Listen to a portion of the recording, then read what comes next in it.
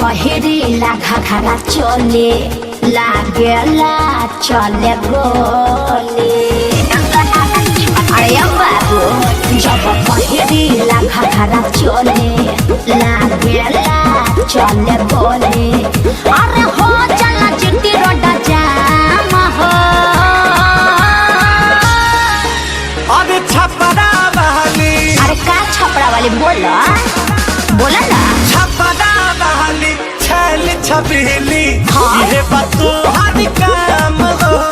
लहंगा लखनऊआ के तू तो कदी हलू बदनाम हो। अरे फेर में मत पड़बो तो रही।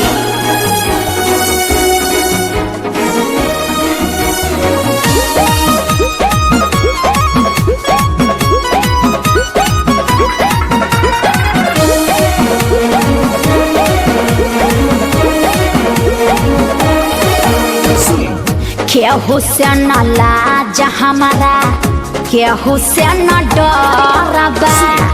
गाड़ी बरिया हरी के ना कवनो असरबा। अरे हर तो रह जाइबा।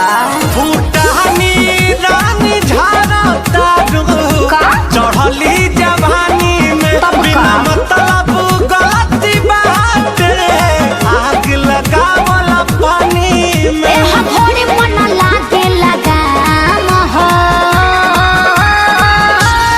बुझला छपरा वाली।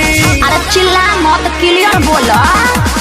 छपरा वाली छैल छबीली हाँ? ये बातों हर काम तू ही देख लो। लहंगा लखनऊआ के तू तो कदी हलू बदनाम हो। अरे बदनाम ना अब नीलाम होई तबे न धड़कन जाम होई।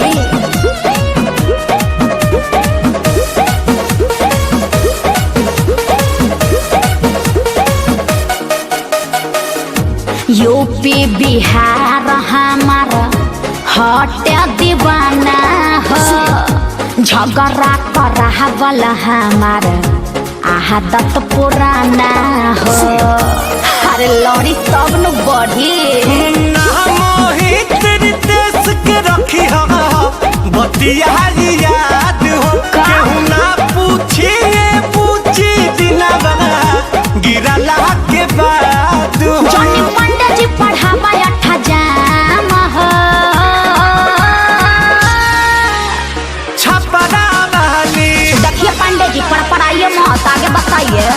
छपरा वाली छैल छबीली का हो? ये बातों हर काम हो। तब का? लहंगा लखनऊआ के तू तो आए? कदी हलू बदनाम हो। अरे बदनाम होई तबे न नाम होई। अरे पूरा इंडिया हिली बाबू खाली तू देखत जा। जब पहिरीला घाघरा चोले लागेला चले गोले। अरे हो चला चिट्टी रोड जाम। जब पहिरीला घाघरा चोले लागेला चले गोले। अरे बाबू जब पहिरीला घाघरा चोले लागेला चले गोले।